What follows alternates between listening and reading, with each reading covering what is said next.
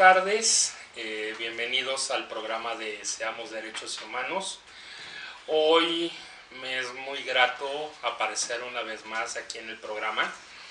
Ustedes saben que por cuestiones de salud a veces no puedo estar, pero pues siempre está en las mejores manos que puedo ver enfrente de mí. Gracias por siempre estar al frente del programa y estar dando el 110% de tu parte. Muchas gracias, Ger, por tu confianza. Ya sabes que lo hacemos con mucho amor, tanto Fanny como yo. Y pues que siempre lo hacemos también por el público, que siempre nos acompaña y que vemos que vamos creciendo cada lunes y que eso nos hace muy felices. Así es. Hoy es un día muy especial porque tenemos una amiga que está buscando ser representante de nosotros aquí en el Distrito Federal. Ella es Puri, mejor conocida como Purificación Carpinteiro. Tu segundo apellido es Calderón, sí. Es que me lo estás poniendo nervioso. Es que ese segundo apellido tiene mala fama. Sí, por algo el Carpinteiro sí me lo aprendí muy bien y el segundo no, pero pues bueno. Hoy está con nosotros nuestra buena amiga Puri. Ella es candidata por el Partido de Nueva Alianza al gobierno al gobierno de la Ciudad de México, y pues hoy nos acompaña porque queremos que estemos entre amigos, estemos aquí platicando con ella y que ella nos platique cuáles son sus propuestas para ustedes, que son nuestros conciudadanos y que se merecen conocer realmente una candidata que es linda, limpia y con muchas ganas de hacer cosas por México. Así es. La verdad es que esta ciudad, si bien es cierto que tiene enormes deficiencias, terribles problemas, plagas que tenemos que evacuar, es una enorme ciudad, es una magnífica ciudad. Es algo que tenemos que recuperar. No es posible que no hagamos nada. Es nuestra casa. Y como toda casa, es cuestión de limpiarla, es cuestión de trabajarla, es cuestión de construirla. Y nos compete a todos.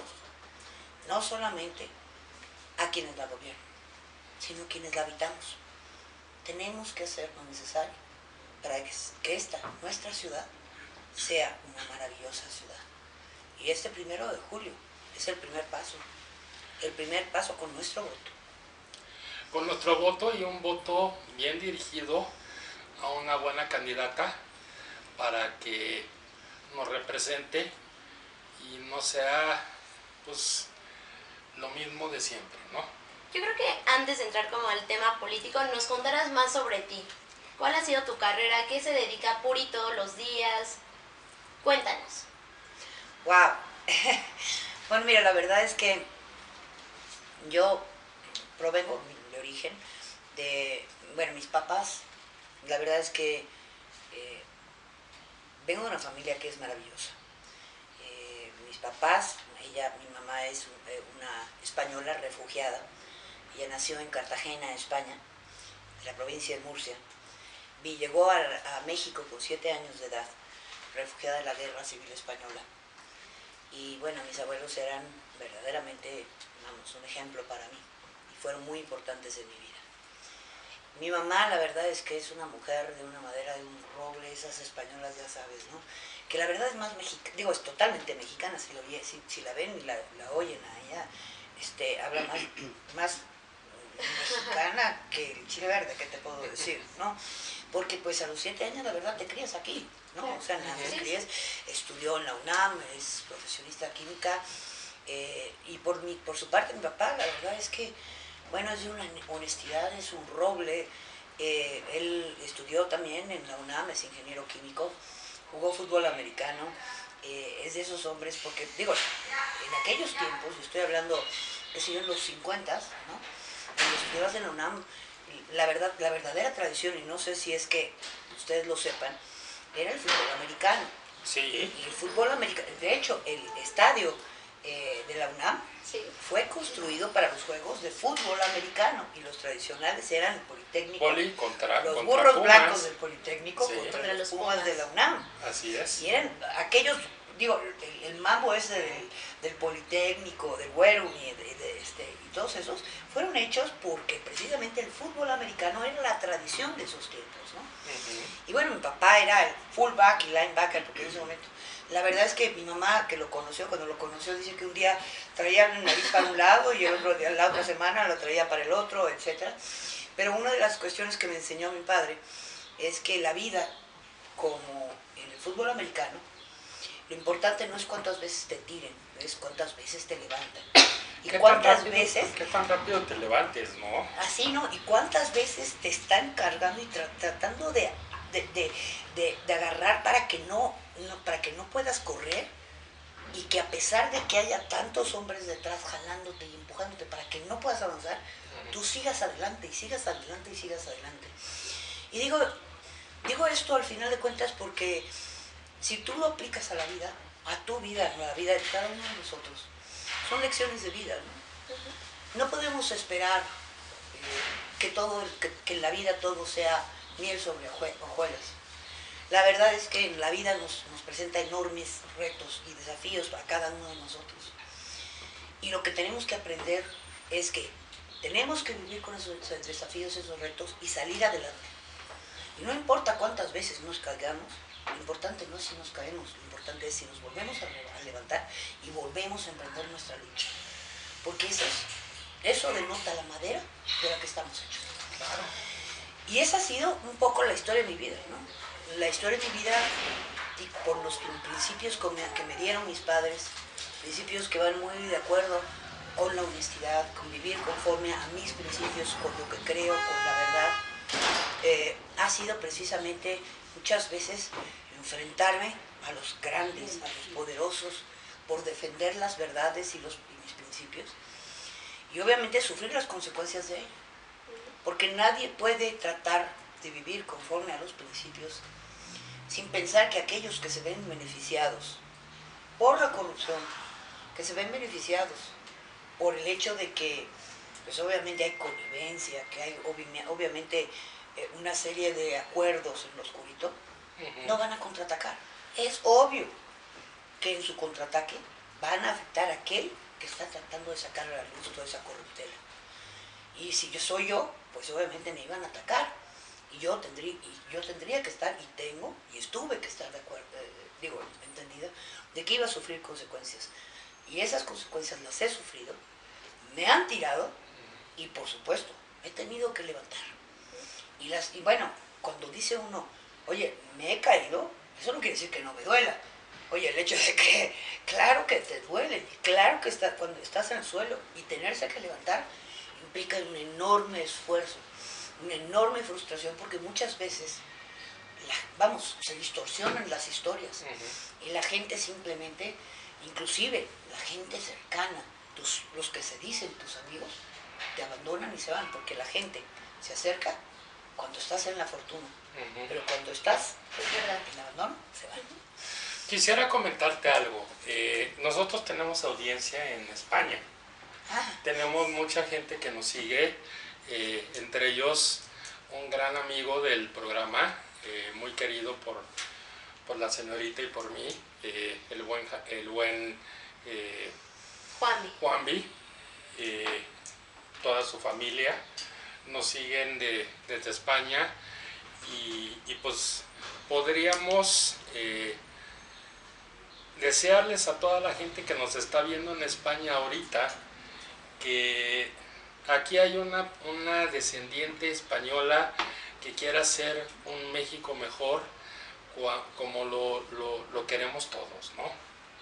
Como podríamos, no sé si quieras mandarle un saludo a tu familia allá en España. Bueno, la verdad es que tengo familia y la verdad estoy muy orgullosa porque además resulta que el gran comandante de las Fuerzas Armadas Españolas, Teodoro López Calderón, pues nada más y nada menos es mi tío. Okay. No, bueno, O sea que, ya sabemos o sea, que no nos podemos meter mucho. Con que esas relaciones familiares no mejor. solo, o sea, creo que, digo, estoy muy orgullosa de él y espero que él también esté muy orgulloso de mí, aunque a él no le gusta eso. Digo, dice que no le gusta estar en la política, pero ya está, mira, nada más en el cargo, ¿no? No, qué bueno que no le gusta la política, porque Porque si no ya se tendría que Sí, preocupar. No, pero fue comandante de las Fuerzas Armadas de la OTAN. okay. O sea que sí ha estado en cargos. Sí, no ha estado en cargos importantes, pues ahí va un saludo para toda la familia Pero tuya. sí, mi familia, digo, los quiero, a través de mi madre siempre estamos en contacto, ellos han venido, Teodoro López y su esposa, y todos ellos, y un beso y un abrazo desde México. Aquí los mexicanos, su familia mexicana, los quiere y los estima. Y pues Creo que fue muy importante conocer esa parte de ti tan humana, ¿no? Porque siempre vemos a la fachada que tenemos aquí y a lo mejor a veces nunca vemos la parte que hay atrás de esa persona, ¿no? Siempre es como un discurso a lo mejor más dirigido, más marcado, pero creo que fue muy importante conocerte así, en esa forma en la que tú nos podías decir, mi familia es así y yo tengo estos valores porque. Entonces, pues muchas gracias por entrar a la intimidad contigo y que nos dieras esta historia tuya.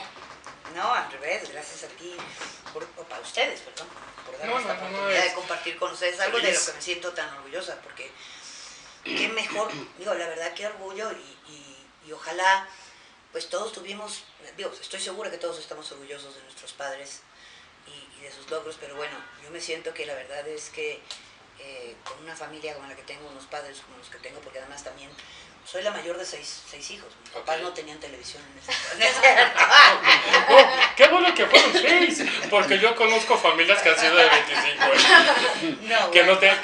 que no había ni HBO, ni Gol, y ni Televisa, ni nada. Pero yo soy la mayor de 6 y Okay. la verdad es que todos mis hermanos son, ¿qué te puedo decir? Digo, francamente, cada uno de mis hermanos tiene enormes virtudes, enormes cualidades, somos muy cercanos todos nos queremos, nos vemos prácticamente todas las semanas, una vez a la semana. Tenemos la fortuna de vivir, que no es el caso de la mayoría de las familias, todos vivimos en la misma ciudad y además prácticamente, vamos, muy cercanos. Y siendo tantos, ¿no? Aparte. Eso es la verdad. Siempre alguien toma un rumbo diferente, hasta siendo 2, y ustedes que son tantos. Sí, vivimos, sí. Y la verdad es que, digo, no solamente mis hermanos, sino, o sea, mis hermanos con sus respectivas parejas y con sus hijos, y con, digo, ya son sobrinos, y ya los nietos, y ya hay bisnietos. Bueno, ¿qué te puedo decir? Mejor no sigo diciendo, porque revelo mi edad. Es cierto. Bueno, pues vamos a pasar ahorita a un corte comercial y regresamos para seguir platicando contigo, Puri. Claro que sí. Para que nos platiques un poquito más de ti y pues vayamos viendo todo lo importante que es. Un abanico que me prestaron. No, es un abanico que te regalaron. Sí, no, es muy bonito. Es un abanico que te regalaron. Qué lindo. Entonces, es un bueno, regresamos con ustedes en unos instantes. Muchas gracias. Bueno, pues estamos regresando una vez más después de este corte comercial. Y qué bueno que nos sigan acompañando, ¿no? Sí. Para poder platicar contigo. ¿Tú estudiaste alguna carrera, Puri? Sí, yo estudié, soy abogada. ¿Eres abogada? De la Escuela Libre de Derecho. Ay, de la mejor. De la mejor, yo creo que de la mejor. Pues mira, lo que pasa es que tiene un método muy especial, muy arcaico, la verdad, pero que funciona. Digo arcaico porque es cierto, o sea, pedagógicamente es un método que se aplicaba desde hace 2 siglos, no ha cambiado. No hay semestres, es anual, se hace un solo examen al final de año. Si ese examen lo apruebas o lo desapruebas, bueno, es todo. Pero en fin, el hecho es de que realmente no es que, vamos, tú en esta escuela, si repruebas. Y la verdad es que en generaciones, o sea, ahí entran, por ejemplo, 600 o como máximo en una generación, y en el primer año, de esos 600 al segundo año ya nada más quedan 200. Y hay un filtro muy grande que hace que las comunidades sean muy, muy pequeñas. Con estos filtros pues evidentemente los que quedan es porque realmente pues se aplicaron en el estudio. Y esto garantiza que quien sale de esta escuela muy probablemente pues sea muy fácil que encuentre un empleo, ¿no? Así es. A diferencia de muchas universidades que no necesariamente tienen filtros, que casi tienen políticas en donde apruebas naturalmente, porque así es, y que pues obviamente al no tener estos filtros, no necesariamente los que terminan licenciándose tienen esta seguridad de que van a encontrar un empleo al egresar de las carreras, ¿no? Creo que estás tomando un tema muy importante que es la educación a nivel superior. Y creo que esa es una de las problemáticas que tenemos ahorita como siendo la Ciudad de México, ¿no? O sea, creo que sabemos que existen dos escuelas muy grandes y que tienen una demanda altísima y que no se da abasto realmente, ¿no? Y que justamente esto es lo que hace que haya una problemática para los estudiantes y que vean a veces tan lejano una licenciatura. Tú en materia de educación y en este aspecto, ¿tienes alguna propuesta? Tengo muchas propuestas.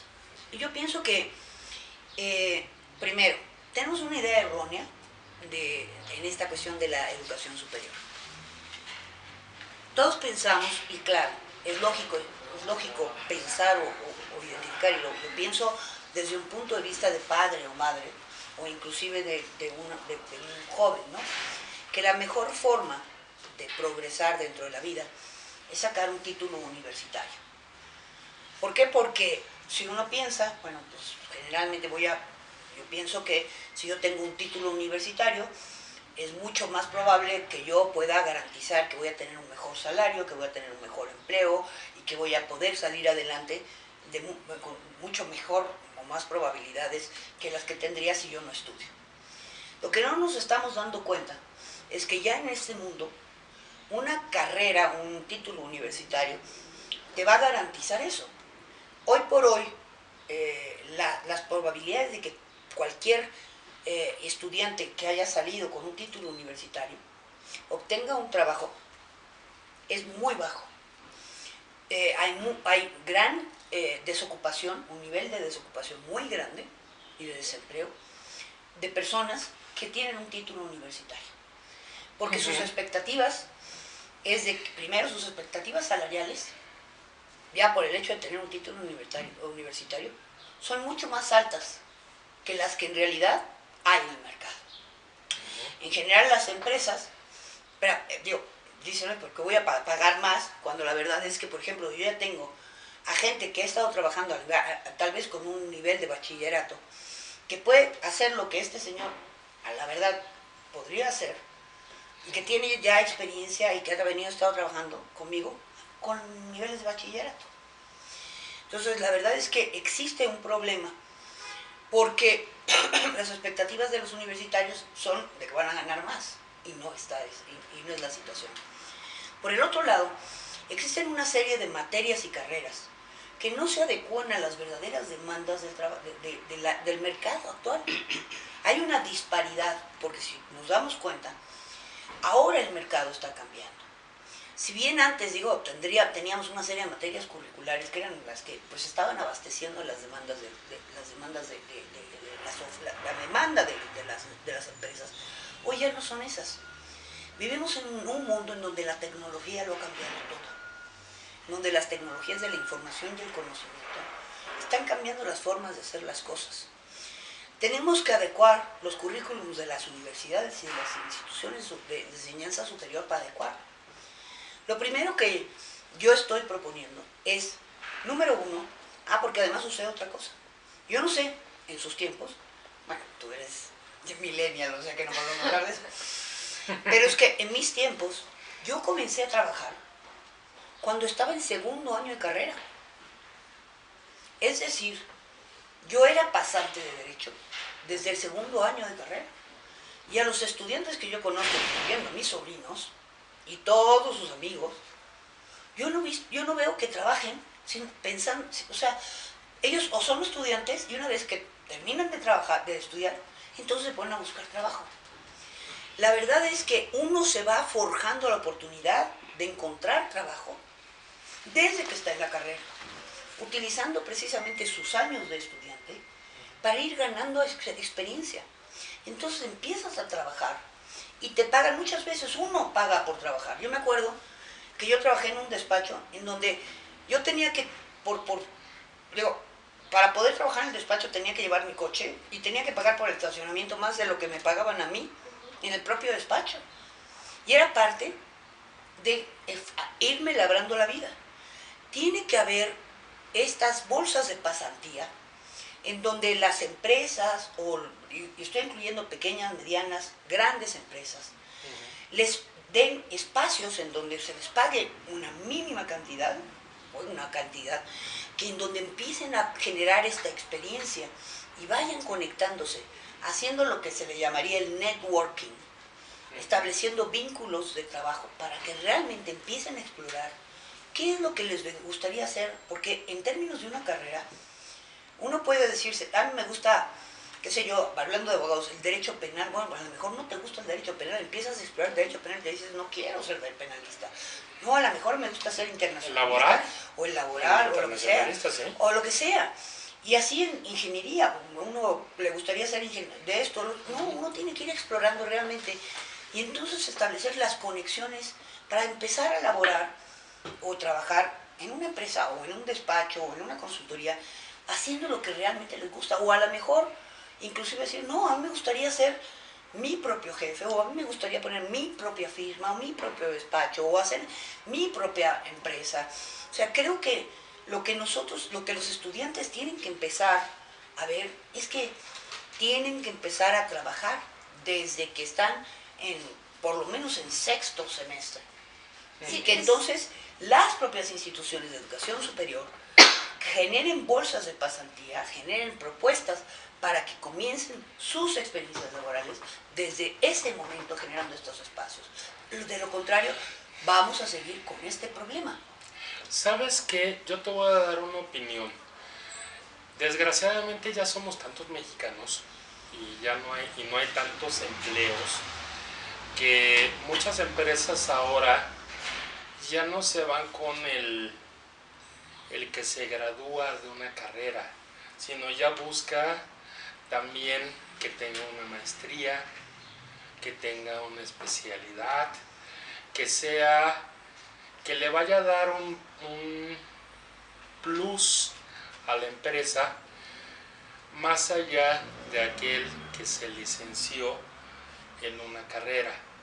Y ahorita lo que yo estoy viendo, yo veo desde mi espacio donde yo estoy, veo que muchos alumnos buscan las maestrías, buscan los estudios de posgrado para poder ofrecer algo más a las empresas, porque las empresas tienen pocos lugares para contratar, tienen pocas oportunidades para las personas graduadas.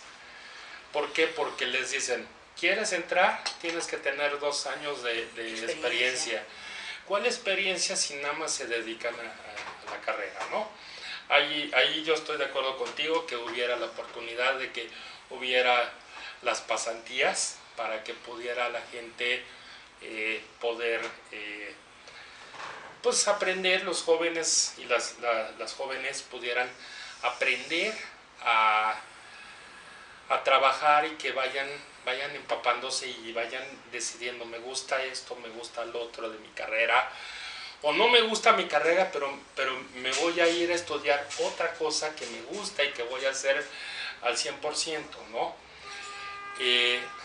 Yo creo que una de las cosas que también, y ahorita lo platicaremos contigo, ¿cuál es la propuesta que tú tienes para atraer inversión y nuevas empresas, para que haya más empresas en nuestra ciudad y que haya más trabajo para nuestros jóvenes, ¿no?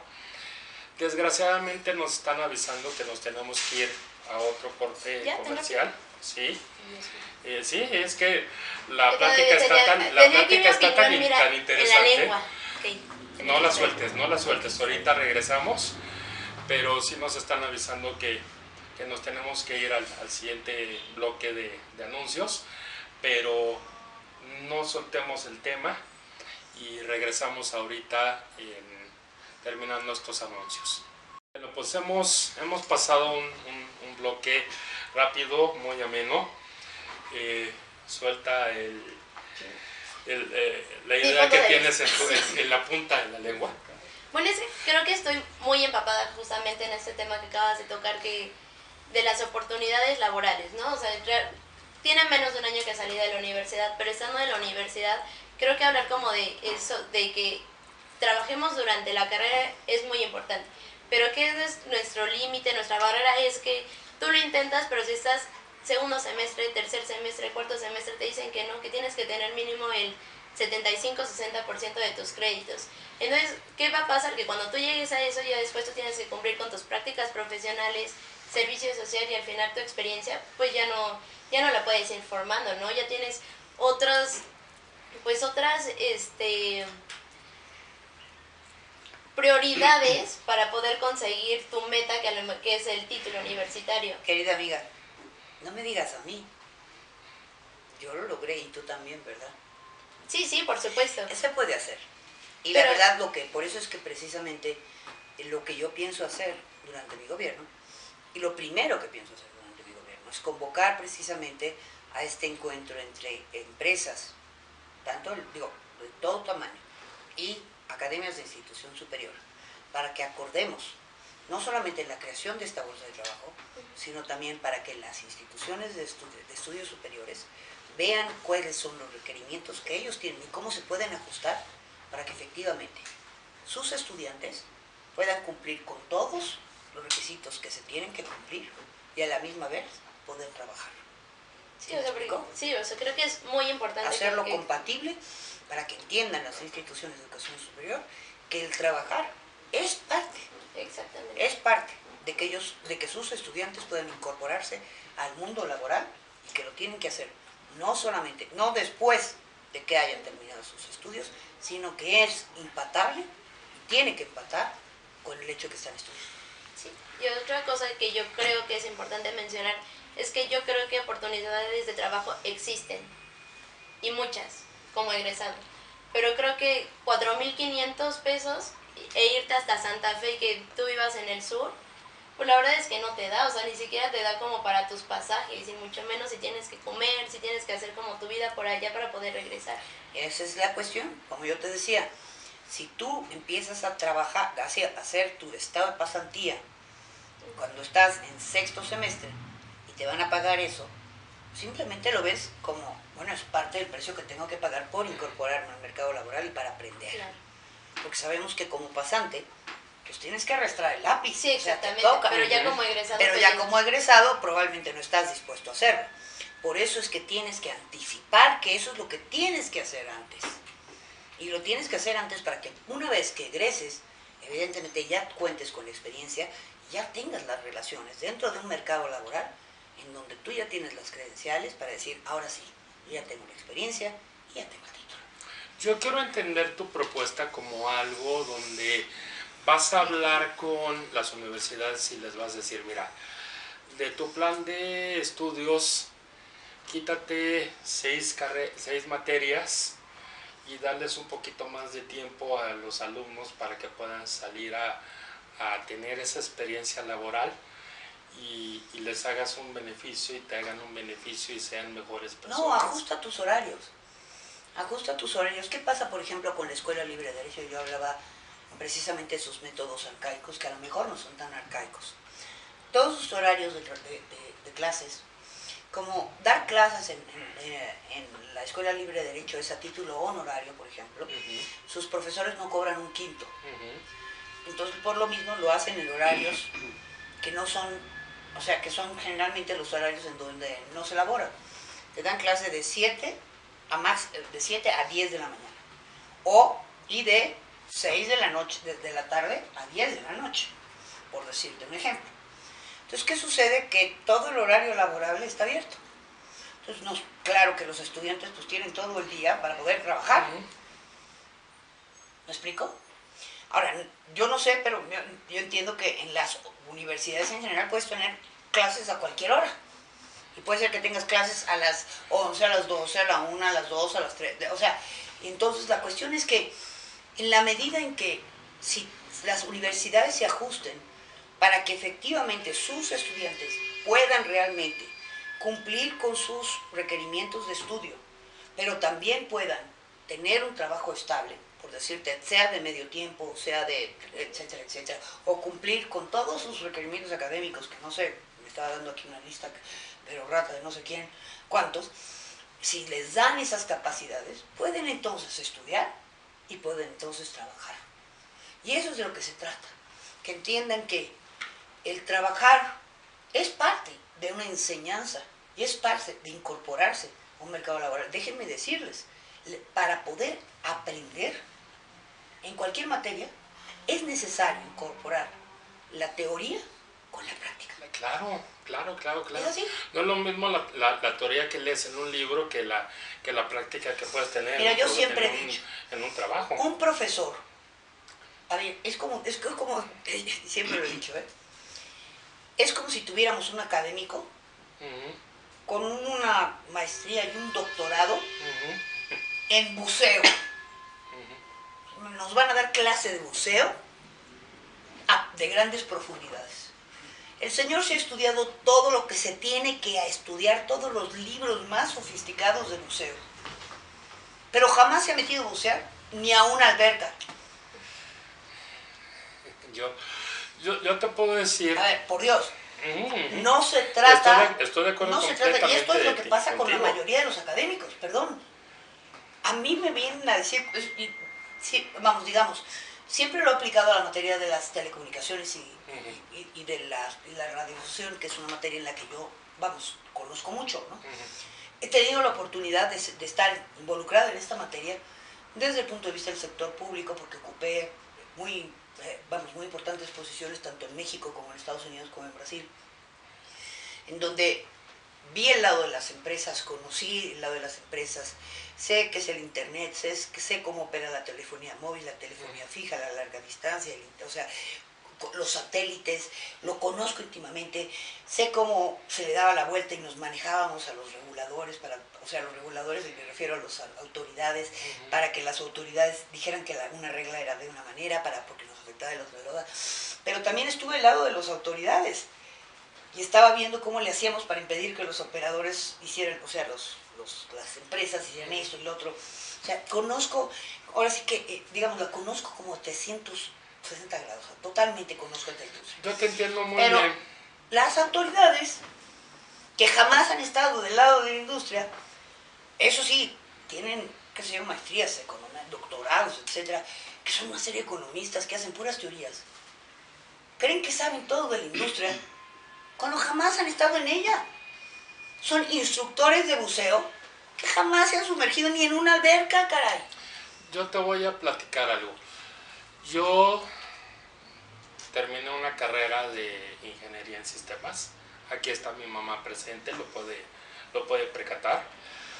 Me dediqué a trabajar mucho tiempo. ¿No hackeas? Luego platicamos fuera de aire. Y después se me presentó la oportunidad de dar clases en el TEC de Monterrey. Di clases durante 8 años. Y lo más importante que yo pude darle a los alumnos fue mi experiencia, más allá de lo que se aprendía en los libros. Tan importante fui para el TEC de Monterrey que soy coautor de una materia en el TEC de Monterrey. Yo coordinaba esa materia y viajaba muchísimo para ir a Monterrey, a Saltillo, a Irapuato, a Veracruz, a todos los campus, para verificar que la materia se estuviera dando bien, porque era coautor de la materia. Por áreas del destino, mi camino me llevó a otros lados, para estar como asesor de un secretario de Estado, de Presidencia, del CONAPRED, del DIF. He estado en muchas trincheras, pero sí es muy importante. Tienes que conocer, si estudiaste natación, tienes que saber nadar de los 4 estilos para poder darle la enseñanza a los alumnos que van a llegar.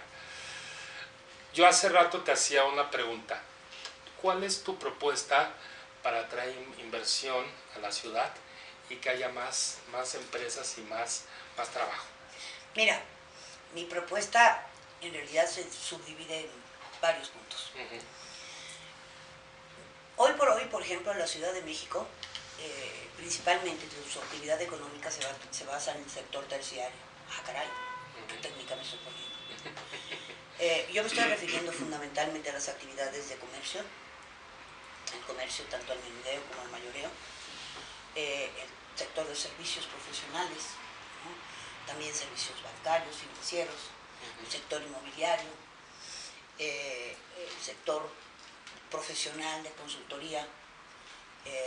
Esas son las principales actividades. Quiero decirte que el 70% del empleo es generado por las pequeñas y medianas empresas. 70% del empleo está generado por las pequeñas y medianas empresas.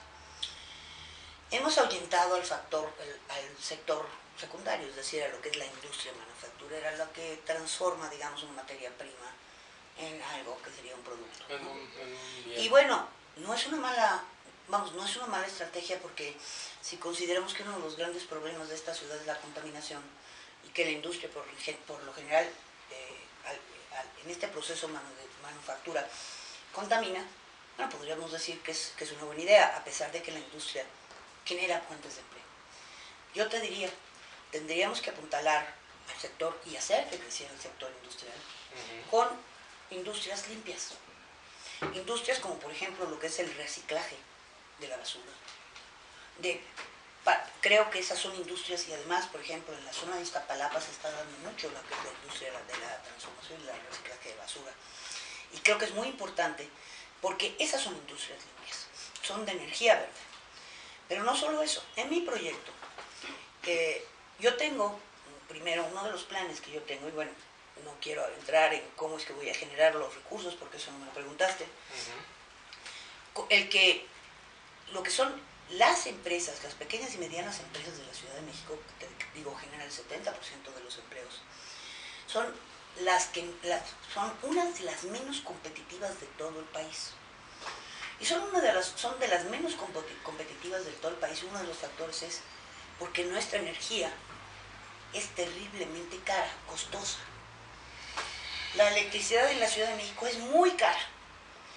Pues para resolver este problema, lo primero que tenemos que hacer es hacer que la energía no sea un factor que encarezca los servicios y los productos de las pequeñas y medianas empresas.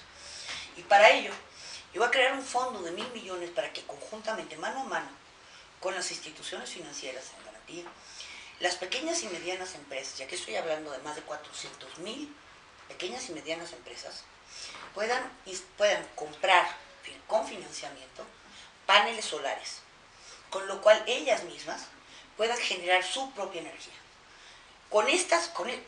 Este financiamiento les permitirá de inmediato, mensualmente, o más bien bimestralmente, reducir sus facturas de energía eléctrica, que no serían ya facturas, sino sería más bien el financiamiento del panel solar, reducir en más del 20% lo que sería originalmente su factura de luz.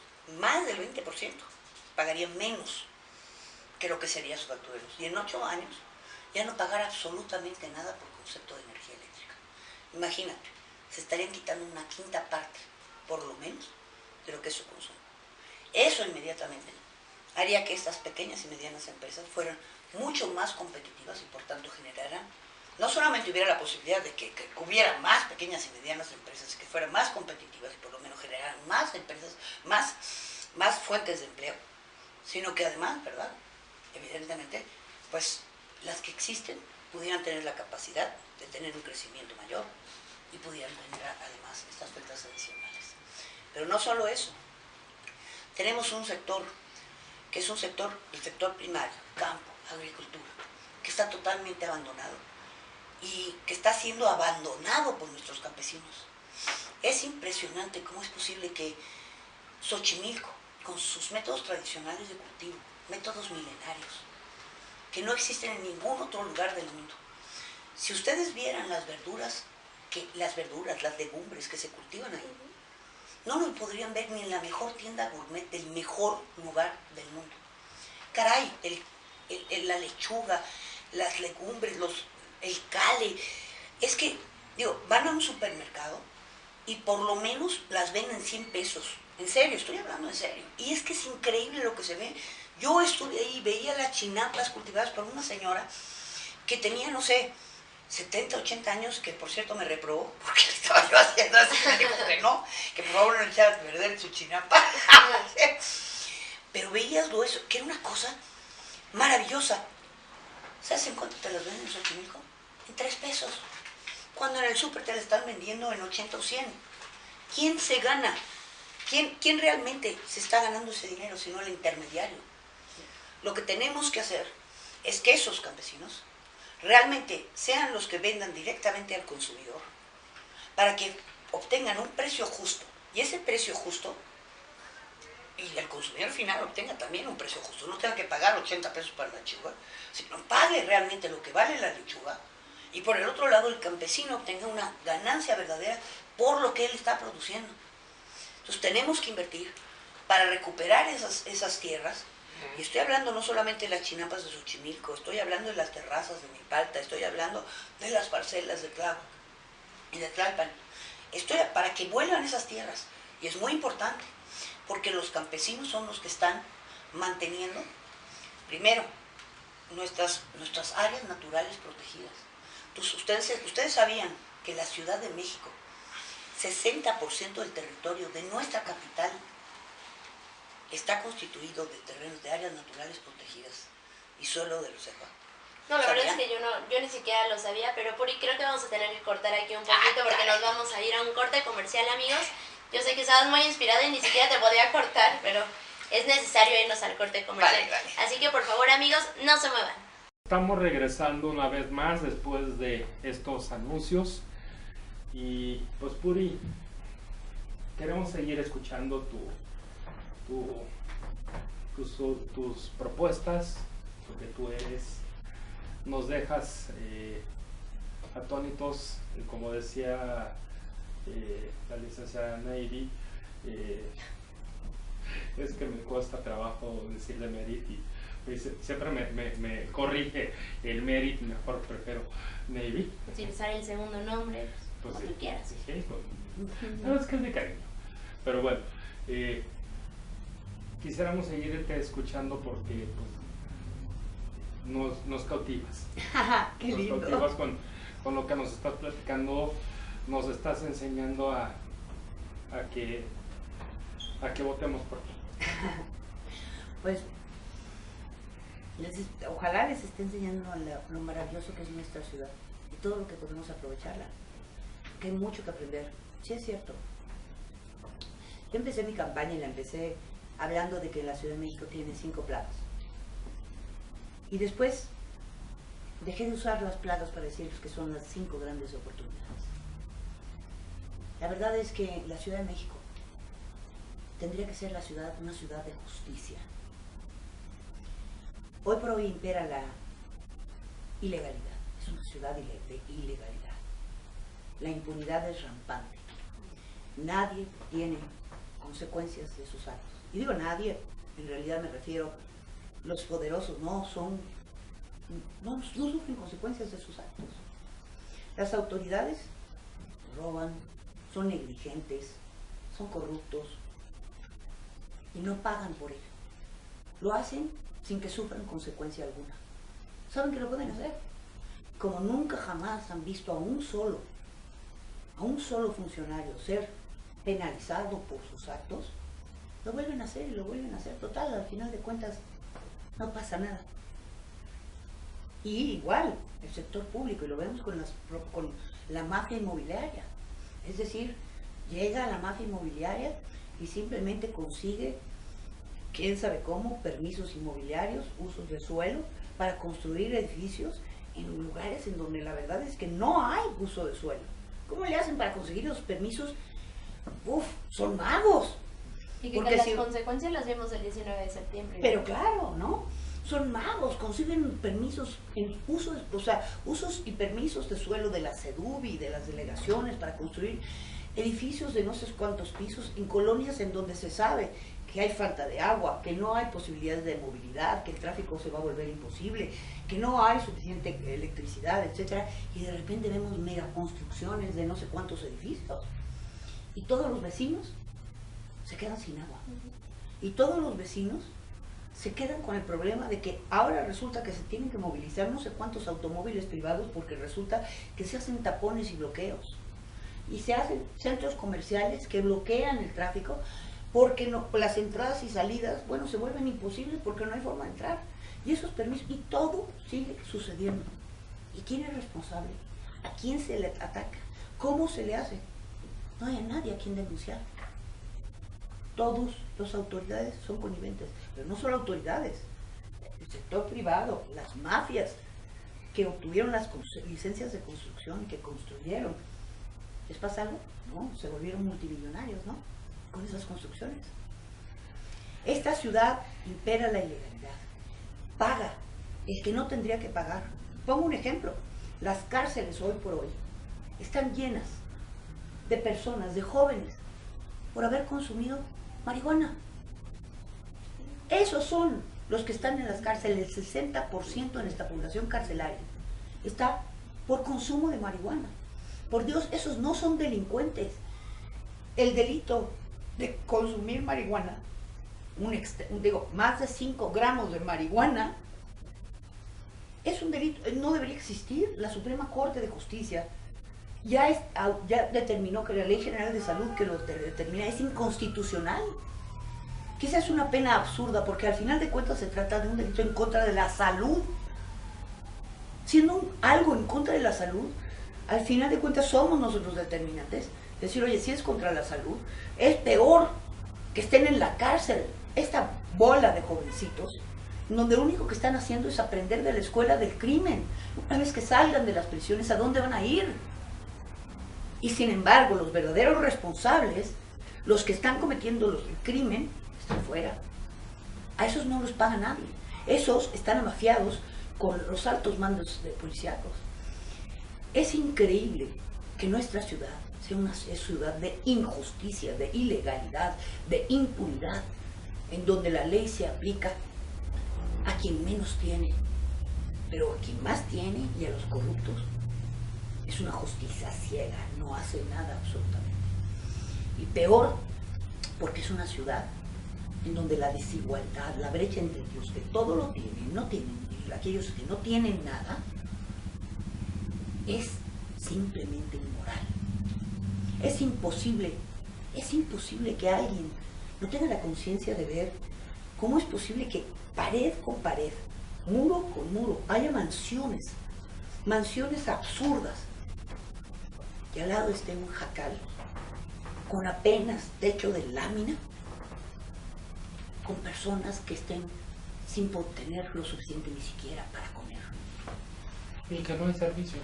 No, sin siquiera tener agua, sin siquiera tener lo suficiente. Esa desigualdad que cae en la falta de oportunidades, porque entonces esta falta de oportunidades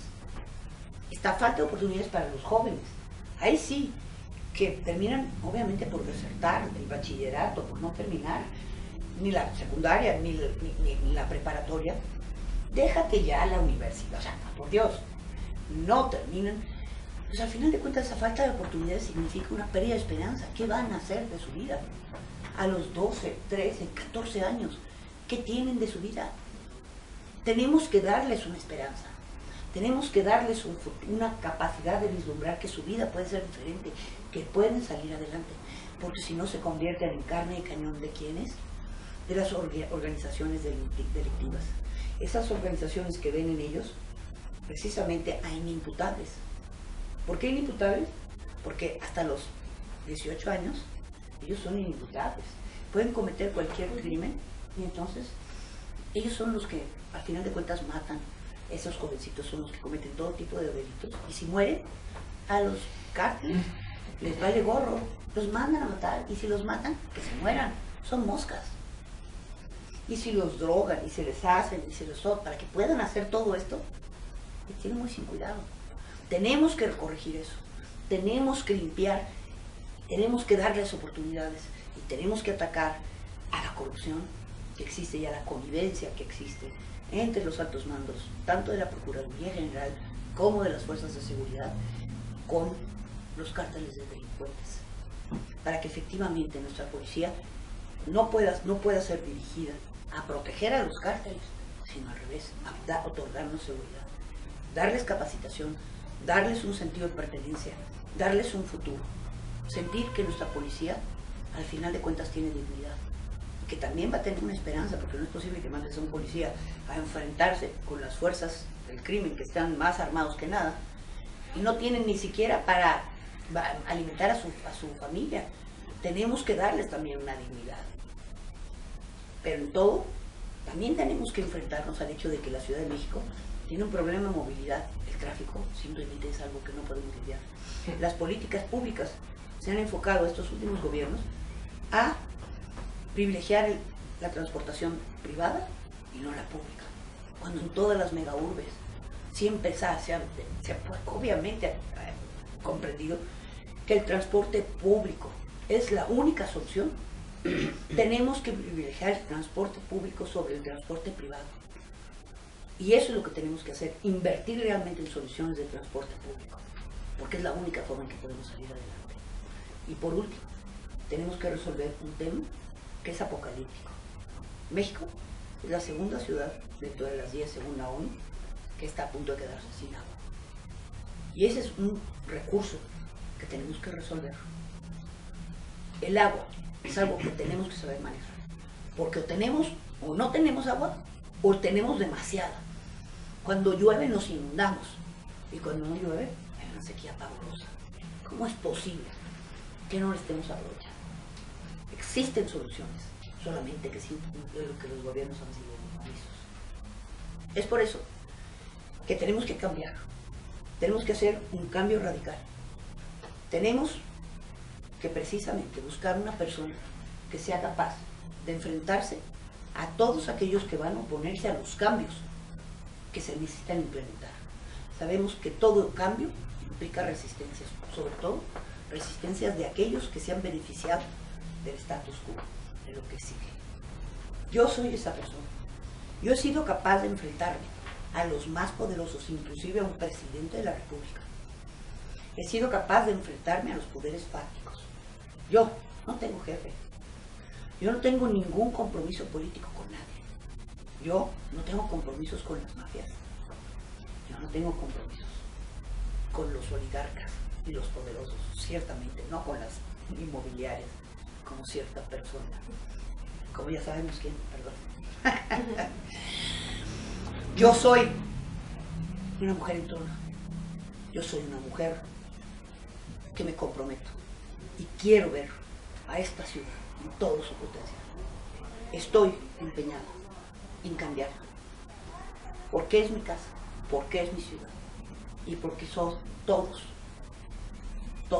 mis compatriotas y mis conciudadanos, porque quisiera que efectivamente hagamos de esta la ciudad del futuro. Señores, lo que acaba de decir Puri tiene toda la razón del mundo.